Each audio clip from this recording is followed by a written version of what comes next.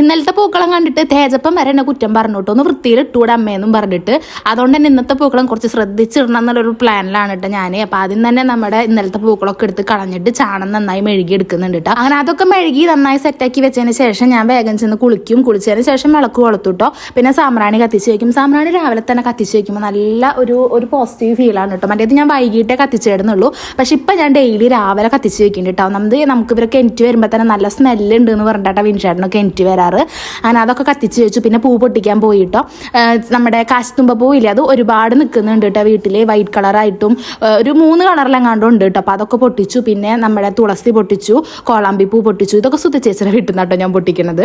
അപ്പോൾ കുറേ പേര് ചോദിച്ചു സുധചേച്ചി പൂ ഇടുന്നില്ലേന്ന്. സുധചേച്ചിയുടെ വീട്ടിൽ പൂവൊക്കെ ഇടുന്നുണ്ട്. എന്നും വെച്ച് നമ്മൾ പൂ പൊട്ടിക്കണോണ്ടൊന്നും പറയുന്നില്ല കേട്ടോ. ഞാൻ മാത്രമല്ല, നമ്മുടെ അടുത്തുള്ളവരൊക്കെ ഇവിടുന്ന് പൊട്ടിക്കാറൊക്കെ ഉണ്ട്. അപ്പം അങ്ങനെ ഒരുവിധം പൂക്കളൊക്കെ ഞാൻ ഒപ്പിച്ചെടുത്തിട്ടുണ്ട്. പിന്നെ വേഗം ഇടൽ തുടങ്ങി. അപ്പം നടുക്ക് ഞാൻ നമ്മുടെ മുക്കുറ്റിപ്പൂവും അതുപോലെ തന്നെ തുളസിയാട്ട വെച്ച് കൊടുത്തത്. പിന്നെ നമ്മുടെ കാശിത്തുമ്പ വെച്ചിട്ട് ഒന്ന് സെറ്റ് ചെയ്തു. പിന്നെ മന്ദാരം വെച്ച് കൊടുത്തു. പിന്നെ ഇതെന്താ ആ നീല കളറില്ലേ, മയില് പീലി വിടർത്തി നിൽക്കണ പോലെയില്ല, ആ പൂവിൻ്റെ പേര് എനിക്ക് അറിയില്ല കേട്ടോ.